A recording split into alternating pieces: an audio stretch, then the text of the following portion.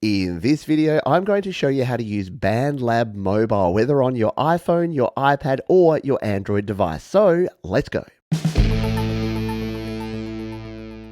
We're going to cover a whole lot in this video, but I've got timestamps down in the description. So if you want to jump to a particular section, use the timestamps down below. To get started with BandLab, simply go to the App Store or the Google Play Store, search for BandLab and download and then open the BandLab app. The first time you open the BandLab app, you'll need to create a new account or sign in if you already have a BandLab account. Once you've logged in, you'll get a screen like this where you can follow other artists and start creating. If you want to follow me here on BandLab, check out my link down in the description. For this demonstration, I'm using my iPad in landscape mode, but you can also use a phone. Now, there are some slight differences with the interface, and I'll call out any major ones as we go through, but everything works pretty much the same whether you're in landscape or portrait mode on a phone or a tablet. Let's make music. We're going to start our first project by tapping on the red plus button at the bottom of the screen. To get started, you can either use the song starter or one of these different track types, or you can hit the open studio button, which is what we're going to do.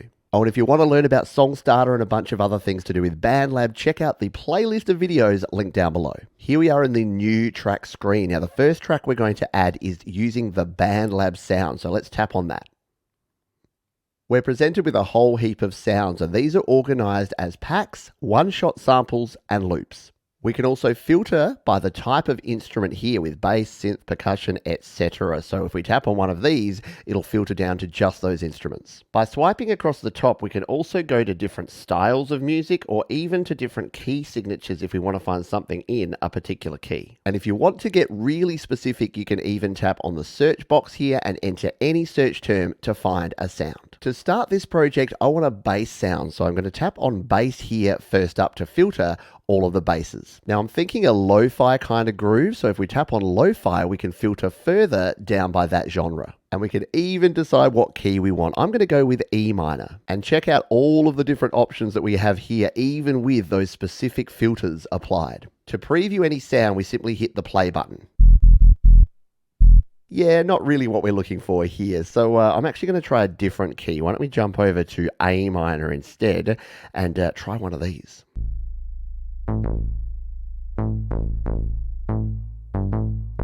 That's more like it. All right, so once we've decided the sound we want, we simply tap on this one here. It's going to download the sound and then tap again, and it will add that in here. It's going to automatically put it in here. It's usually going to be a 4-bar loop, and we're ready to use this in our song. Now, most of the time you want more than 4 bars. So to loop out any sound, we simply tap and hit the loop icon. And there you can see it's looped that out. Now, if we want to zoom out, we use a 2-finger pinch, a very common thing that you'll use with any device. 2 fingers to spread, to zoom in, and pinch to zoom out. You'll also notice that down the bottom here, we can actually loop by 4, 8, 16, or an infinite amount of bars right to the end of our project. So quite often you may want 4 bars. So if we tap on the 4 there, we've got 4 sets of 4 bars. So we're going to have 16 sets of this particular track. Once we're happy with our looping, simply hit the tick button and we're back to our main screen. Let's play back our project. To do that, we use the transport controls here at the bottom. Let's hit the play button to hear our tracks. Now to go back to the start of your track, you simply hit this button here and it will take you right back to the start. A very handy button to get used to when you start editing. Let's add track number 2. To add a second track, we simply hit the plus button here to add a new track. This time we're going to use a virtual instrument, so we're going to tap on the virtual instruments button. To select our instrument, we can use the same process as we did for our BandLab sounds. We simply tap the category at the top here and it will take us into that particular instrument type. To preview an instrument like one of these drum kits, we just hit the play button. Now to change your mind with a selection, just hit the X in the top left corner and then we can choose a different category from the top. We're going to use the virtual instrument for drums, and I'm going to use this electro pop kit. So we've already tapped on it to preview it and we've tapped it to download it. So all I need to do now is tap it again, and here you go. We've now got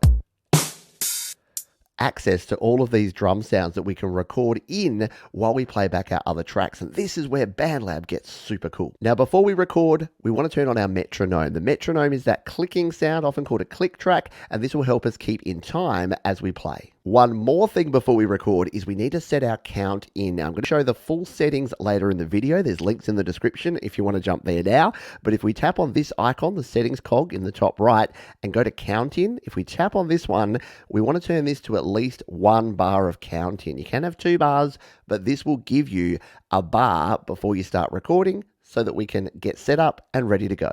To go back, simply hit the little waveform icon here and we are ready to record. Simply tap the record button and get ready to play.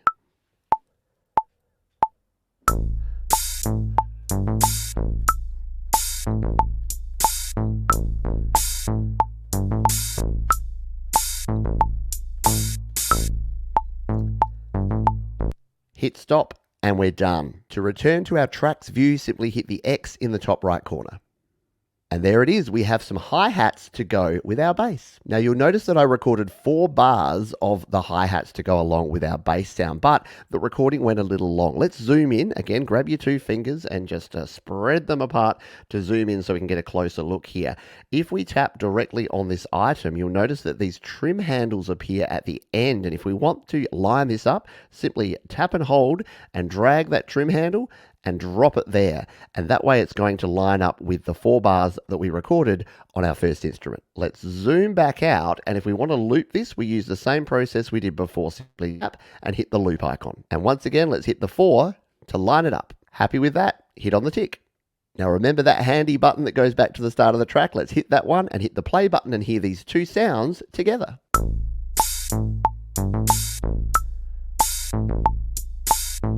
Very cool. Let's add track number 3. We'll once again hit the plus button and we're going to use the virtual instruments again because obviously as well as your drum sounds and your percussion sounds, we can also play some melodies. So we can use some keyboard sounds. So let's take a look at some of the keyboard sounds here by tapping on keyboards. You'll be familiar by now with how we can select these. You can use your search button as well. To preview any sound, simply hit the play button. Very good. You can see some of the sounds we've already downloaded that have the little tick there, but others like this Wurlitzer don't. So if we wanted to download this one, we just tap and it will download. And then if we want to use this one, we just tap on it again and it's there in our project. There are 2 modes that we can record when we're using keyboards and other instruments. There's our keyboard mode, and down in the bottom right-hand corner, we can actually go to this one, which is our note mode. So here in keyboard mode, we simply tap on the keys. If you know your way around a keyboard, you'll probably be more familiar with that one. If we want to use notes mode, we tap on that one, and now we can actually tap each note and it will tell you the name of the note. So if you're not familiar with a keyboard and you know that you're in, say, E minor or A minor, wherever you are, then you'll be able to use this one. And again, you've got your white notes there and your black notes there. Many virtual instruments can be used across a number of octaves, and you'll see that this is set to octave 2 at the moment. So we've got our lower notes down here and our higher notes up here. Now, if we want to make this even lower, we can go to our low octave. And if we want to go higher, we can go up to a higher octave. To record, we simply hit the record button and start playing our part.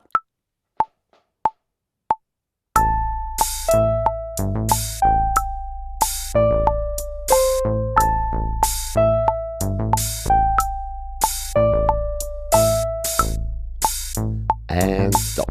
Our recording is done. We simply need to hit the X button again to go back to our track view. Once again, we've recorded a little too fast, so we'll zoom in like we did before.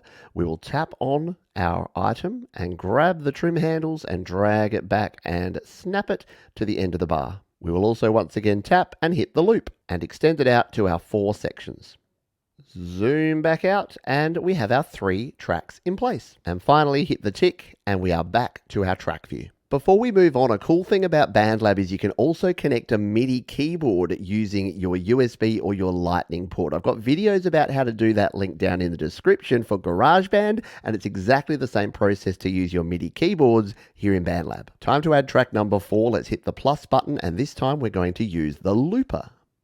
Now, this is a very cool instrument. If you've used something like Live Loops in GarageBand or Ableton, you'll know all about this. This is using loops to actually record in over the top of our project. So once again, you're going to search using your search box, or we'll jump in here to maybe the lo-fi, and once again, use the same process here to preview. We hit the play.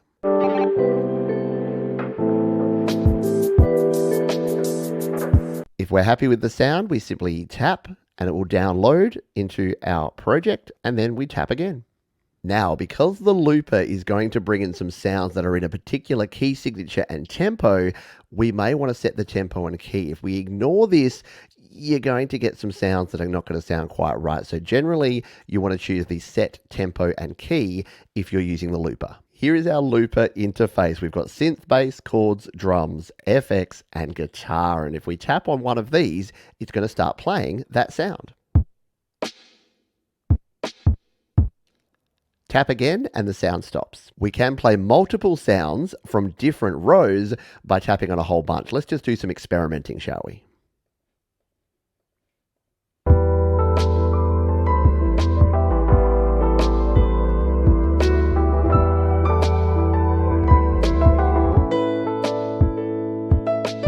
Now, clearly you could use the looper to just create your own beat. So if you wanted to rap over the top of a beat, this is a great way to create your own beat, and you can record in and play with this. There's a lot we can do. For our purposes here, we're just going to find a drum beat that we like and loop it and record it into our project. Okay, so I've auditioned a bunch of these drum sounds and I've decided that there's two that I want to use. The cool thing here is that we can move between these by tapping one, and then as we get to the next section, we can tap the other one. I'll show you what I mean here. We're going to hit the record button. We're going to start with this first drum, and then after the first 4 bars, we're going to move to this second drum sound. Let's do that now.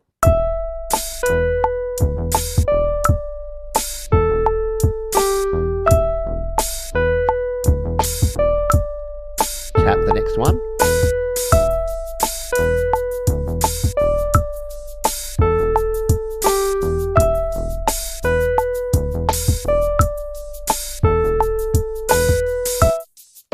Hit stop.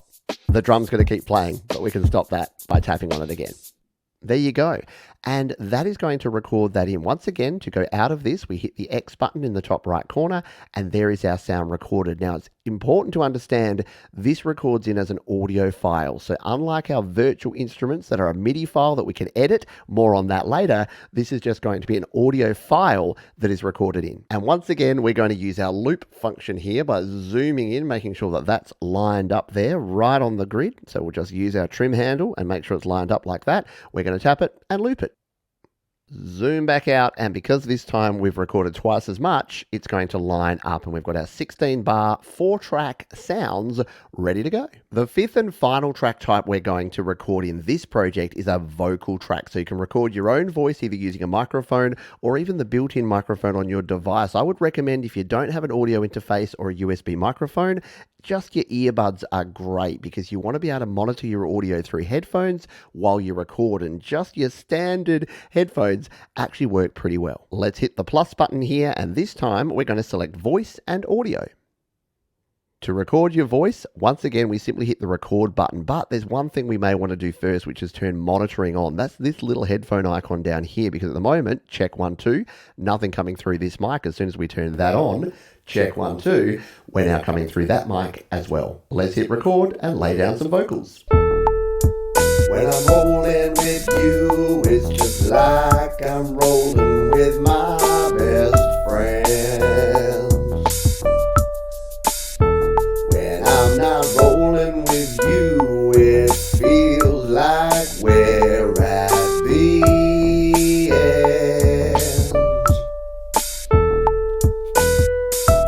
Watch out, Drake, I'm coming for you. So our vocals are recorded. Let's turn off the monitoring so that you can hear me a bit better there, and we're done. So we just need to hit the X in the top right corner.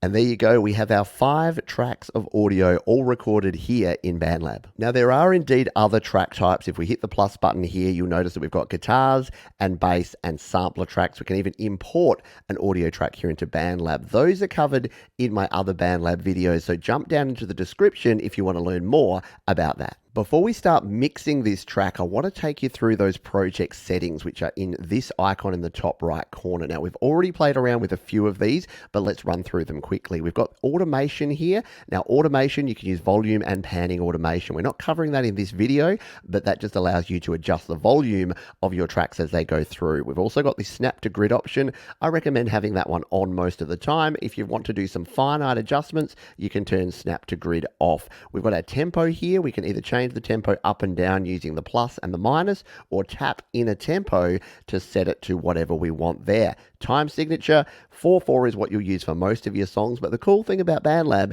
is it has a whole bunch of time signatures you can choose from there. We've got our revision key. You can change the key of your whole project here by just adjusting that one from E minor that it's in now to any other key you like. Metronome volume, that clicking that we had in the background, you can make that lower or louder depending what you want to hear. The counting we've covered, we've set that at 1 bar there. MIDI overdub. That means that when you're recording, so when we recorded those hi-hats, if we wanted to go back and record a kick or a snare over the top, we can do that with MIDI overdub on. If it's off, it'll record over the top of that original recording, and you're quantizing of your MIDI recording. So you can automatically quantize, which means adjust the timing of all of your MIDI, your virtual instrument notes, if you turn that on. Finally, we've got our input device here. I've got iPad microphone there, or you can use your audio interface. I think I might have been recording through the iPad mic when we did our last test. I should have come in here and set that to the Steinberg, but that's okay because it's going to work well for us in a couple of tests we do in a moment, and you can select the channel of your input there as well. We've even got a guitar tuner in here built in, so you can use that if you're using a guitar or a bass guitar, and all of your help files are down below. Let's tap in the top left on the waveform here to go back to our project. And we're going to have a look at the mixer now and start mixing our project. To go to the mixer, simply tap on the mixer icon in the bottom left corner. Now, this is one of those things that's going to be a bit different on your smaller devices. The mixer will slide across and cover up your audio, so you will have to do things separately. Here on the iPad, we've got a bit more room. We can see everything here at once. There's a few things here on the mixer that I want to take you through. To solo a track, we simply tap on the S button here, and then when we play back, when I'm rolling with you, it's just like... we hear just that track. If we want to mute a particular track, if I don't want my vocals, we can mute that track, and now we're only hearing the other tracks. To unmute or unsolo, you simply tap the button again. You can adjust your volume here, so you can turn the volume up and down on each of these tracks. So if you're finding that, say, your keys are too loud, you can turn those down and balance that out. We've also got panning here. So let's just say that we wanted this Wurlitzer to go panned over towards the left, and we wanted our first track here, our beats there, to go over to the right. We can now get some cool stereo sounds like this. Best friends. And the other option here in the mixer is these 3 dots called an ellipsis. We tap on the ellipsis. We can move our tracks up and down. We can rename the track here. So this one's just called track 1. So this would be a good one to rename. We're going to rename this one to bass because this is our bass track. And we've got other functions here too. If we tap again, we can download just that track. So we can download just an audio file of just that track, and we can duplicate the track. So if we wanted 2 of the same, we can duplicate, and that's going to make a copy of that track down there. And then, of course, if we don't want that anymore, which we don't, we can tap and we can remove it to take the track away. The final thing here in the mixer is our master mix. So we can actually adjust the overall volume here. As you can see here, this one's a bit loud when we play it, so we may want to turn that master volume down. It just saves you having to turn down each individual track. To edit your tracks here in BandLab, simply tap on any item and you'll see you have a menu here with a bunch of options. Let's go through those now. From left to right here, you've got your delete, your copy, your loop, and your split icons. So we can delete by tapping on the first one, and that will delete your audio. Now, to bring it back, the easiest thing to do is to use the undo button here, which is a little hidden gem of a secret. So your undo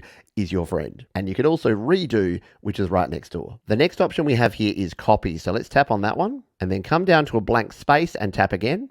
And now we've got the paste option to paste a copy in.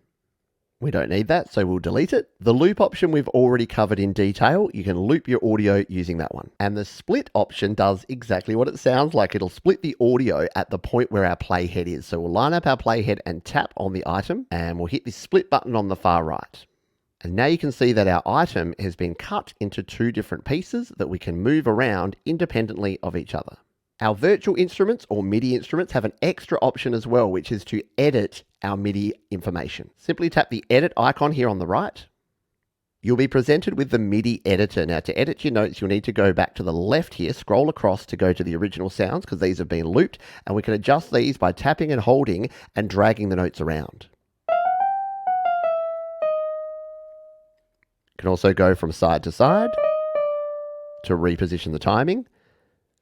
We can reduce and increase the length of the note by grabbing the N handle and changing that one. You can delete a note by tapping on it. We'll undo that. And you can even add a new note by tapping on the grid.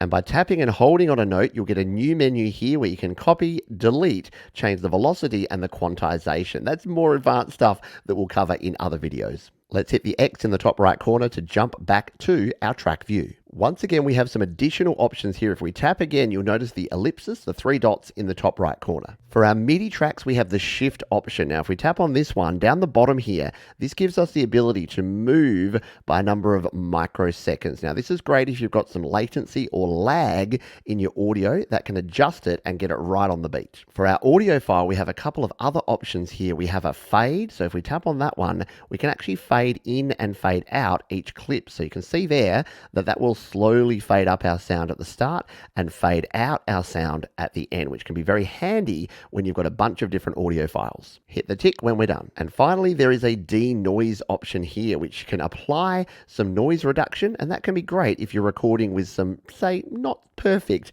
microphone setups. Remember that mistake I made where I was using the built-in microphone instead of my audio interface? Well, I kind of wanted to do that to show you the denoise here. Let's play just my vocal without the denoise. When I'm rolling. Now let's use the denoise function on this vocal. And it won't be perfect, but it's definitely going to improve the noise in this sound. When I'm rolling with you, it's just like... So if you've got a lot of background noise, then using the denoise can really help your tracks. Recording and mixing and editing is great, but sometimes you want to use some effects as well, and that's what we're going to show you in this section. To add effects, simply tap on the icon of any track, and you're going to come here into the track view. Down the bottom here, you'll see the waveform, auto pitch, and FX. Let's tap on FX. Now at the moment, there are no effects at all on this vocal. If we go across to the side here, we can choose a preset for our vocal sound. Let's find something fun here. Why don't we go with the dimension chorus sound? Let's go back to the start of our track and take a listen to this with our vocal. It's just like I'm rolling with my... Very cool there, but probably a little bit too much. Don't fret though, because we can customize that by tapping on the customize button.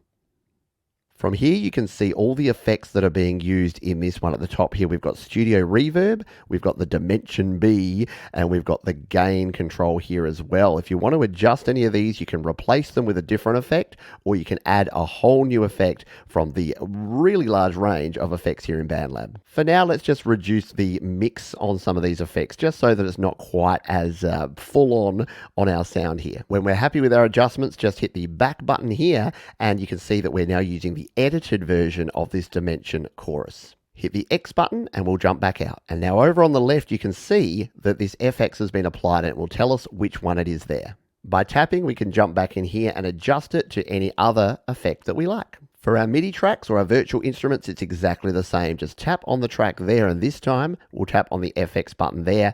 Let's choose another interesting effect, and it will actually give you some suggestions here based on the type of track. This time, let's go with something like a thumper overdrive on these hi-hats. Hit the X to jump back out, and just like we showed before, we can go to our mixer in the bottom left here. Let's solo these hi-hats, and I have no idea what these are going to sound like. Let's take a listen.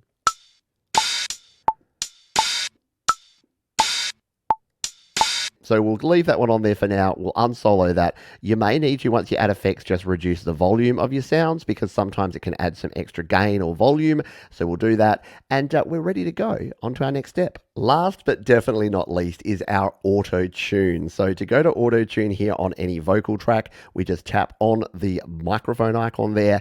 And right here next to FX is Auto Pitch trademark, which is BandLab's version of AutoTune. So to use this, what we can do is we can set the key here, so it'll automatically set to the right key, and then we just dial up the amount that we want here, so the amount of auto-tune. What I'm going to do is solo this so that you can take a listen to what it sounds like. When I'm rolling with you, it's just like I'm rolling with my best friend. When I'm not rolling with you, it feels like we're at the end. So you can go everything from quite subtle right through to very heavy auto pitch control there. So remember, a little bit of auto pitch goes a long way, so use with caution. The one other option we have here is instead of choosing a key, we can actually use chromatic, which just means it'll find the closest note without trying to stick in key. So if you're doing some really off the wall kind of lyrics and vocals, then that may be the option to go with. But generally, you want to stick with the key and just add a little bit, a little dabble do ya. Once again, we'll hit the X button and come back out here. We'll just go back to our mixer in the bottom left here and unsolo that track. And let's play things back and see what this is sounding like. When I'm rolling with you, it's just like I'm rolling with my best friend. There you go. Not bad for a demonstration here. Once we are done, all we need to do is exit out of here and make sure that when you exit, you choose to save your progress. And that will save this as a brand new project right here in your BandLab library. To view this and any other BandLab projects you've created, tap on your My Projects tab in the bottom right corner, tap on the project, and the first thing you may want to do is rename it. So tap in the top right on this ellipsis and go to your project settings, and we're going to change the name here to whatever we want. There you go. From here, you can now collaborate with other folks in BandLab. You can open this in the desktop version to use it in your browser, and of course, you can download your project as an audio or even a video file to share on your social media and everywhere else. I hope this helped you out. Remember, there's a bunch more BandLab videos here on the channel down in the description for you to check out, and I'll see you next time.